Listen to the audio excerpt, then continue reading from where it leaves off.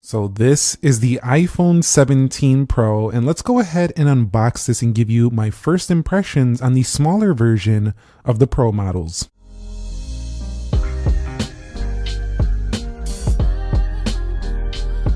So what is up, guys? Nick here, helping you to master your technology, and I picked up the silver color version of the iPhone 17 Pro, and as you can see, it has that dual tone design, the plateau there, LiDAR sensor. You'll see, just like other iPhone boxes, whatever color you get, it's going to match here on the edges, as I discussed in the prior videos. Apple doesn't really post specifications besides what it includes in here, which is a 17 Pro USB-C charge cable and that it requires eSIM. So, you know, from the start where Apple was putting headphones in the boxes and all these things, we're down to basically, we're lucky we're even getting a box. So I think they're just going to get slimmer and slimmer down the line. But you'll see if we go ahead and pull this box off, you can see we are presented with the iPhone 17 Pro. And man, does this silver color look pretty clean. Kind of has that aluminum unibody that reminds me of the iPhone 7 days, which I definitely quite liked. This glass insert here on the back, though, is definitely rather white, so it definitely it's pretty noticeable, the contrast between the silver and the white glass there on the rear. But when we go ahead and take a look here inside of the box, of course, just that braided cable and an iPhone warranty guide and stuff like that. So definitely not much in the box. Of course, if you want to get the full Apple experience, you are going to have to buy AirPods separately, charging bricks separately these days. So it's basically just a phone and a cable in the box. Let's go ahead and peel this off, but you can see right there it does showcase volume up down, silent switch, which would be the action button that you can program to be a silent, and then you have over here the power button and camera control right there. We do have USB-C down here. Let's go ahead and see if we get any peel action. Yeah, pretty much not much not much in the way of dramatic peel. Let's go ahead and boot this thing up, and I'll give you my first thoughts on the device here. So the device, as we get closer, it's just a smaller version of the Max. You'll see we do have that camera plateau up there, so it's definitely a different look. And you will see the antenna line there. There is an antenna line there. And then you do have the camera control button here and the power button there. Now, honestly, I feel like the aluminum is not as premium as titanium, so it's kind of like, it feels like a little bit of a step back in terms of the metal usage on these phones.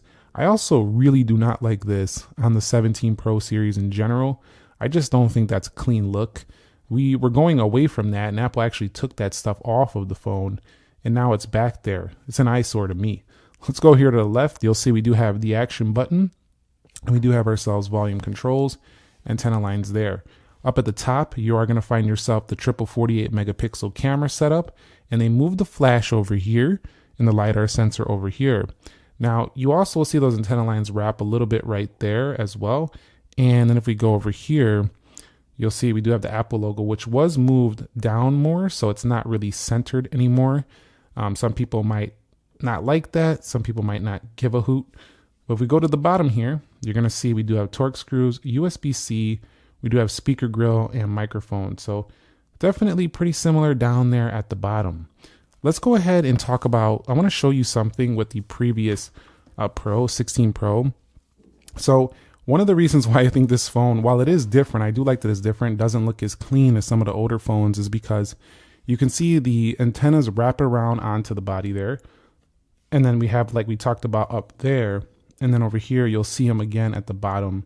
Now, yeah, the phone does look fresh and newer, but you can see how clean the iPhone 16 Pro looks here, where it's just one slab back here of glass, a couple small antenna lines that you don't really see too much. They're kind of hidden. It just, to me, it looks a little bit more luxurious, a little bit more premium on the older one. But my first impressions on the newer Pro is I like that it is aluminum for dispersing heat. It does dissipate heat much better than what we would find on something like a titanium phone. Aluminum does really good job at that. And also having a vapor chamber in here is going to be good for, you know, heavier usage users. So we're now in the phone, and just like the previous versions, I do want to show you, in case you didn't watch my other unboxings, that this phone, iOS is taking about 30 gigs out of the box for 26.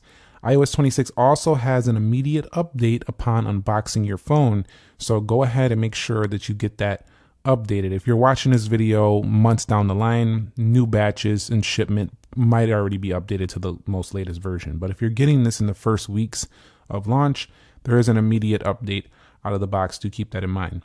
Also, the iPhone 17 Pro still has the 6.3 inches of display, which is actually, you know, this phone costs more, but actually has a smaller display now than the iPhone 17, well, the iPhone Air. It's not called the 17 Air, it's called the iPhone Air, but a little bit smaller display and heftier than the iPhone Air. So keep that in mind. If you are looking for a little bit of a lighter phone, you might want to look at the Air.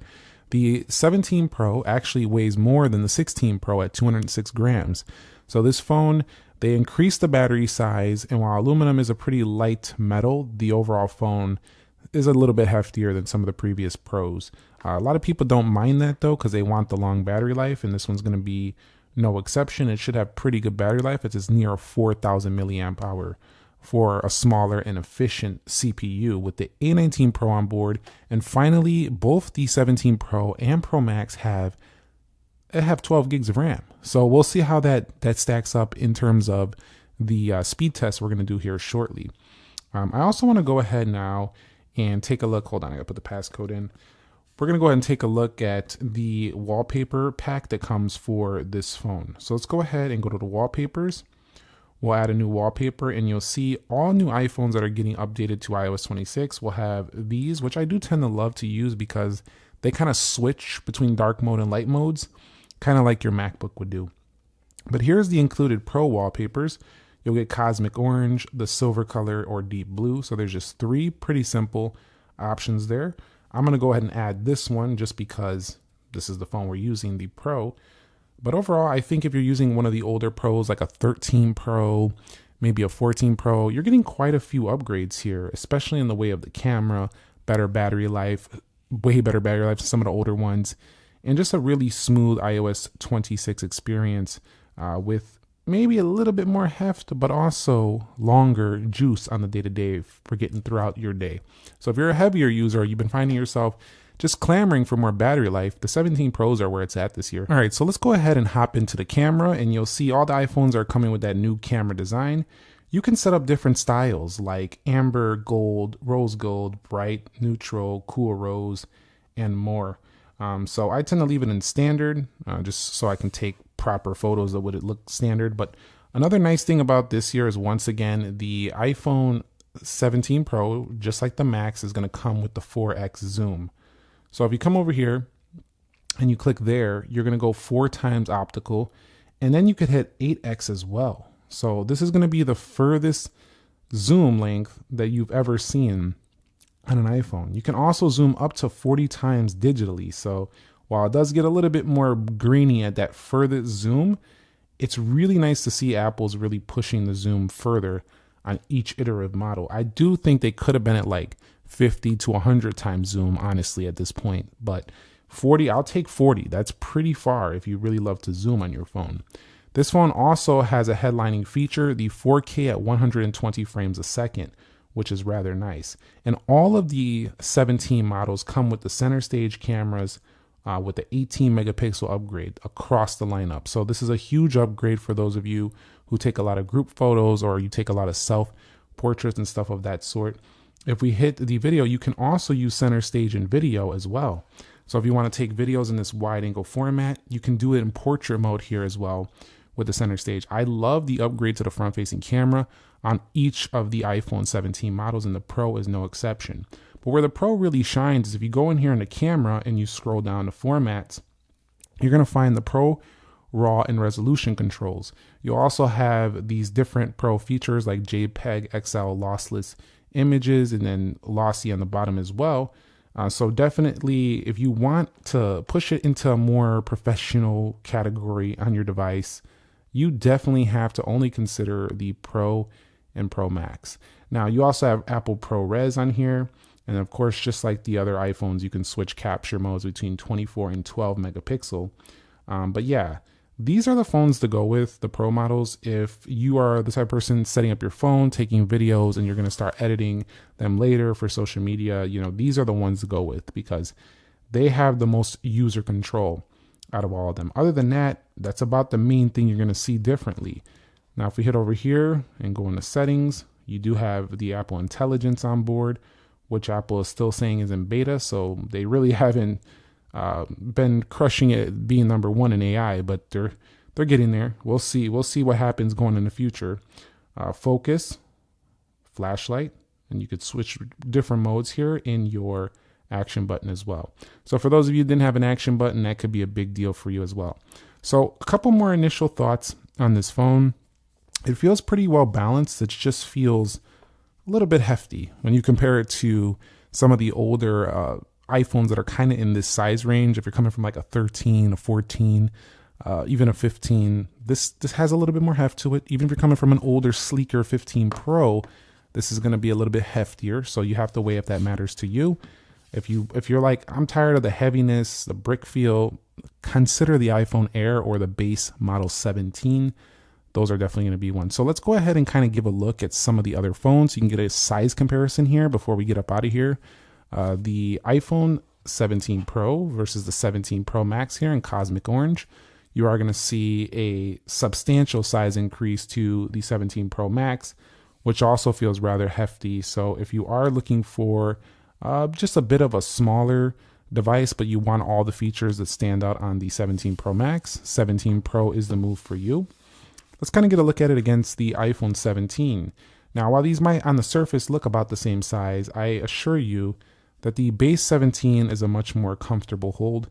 It feels just a lot lighter in the hand, and also the cameras are off to the side. So this one, I feel like my fingers are bumping into this a bit more. You're going to be smudging up the LiDAR right there, just holding it.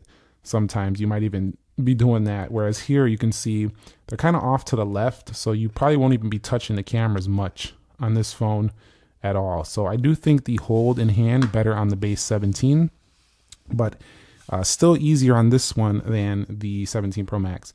Comparatively to the 16 Pro, the 16 Pro does have some nice heft to it as well. It's only slightly lighter, but the 17 Pro feels a little bit heavier than this device.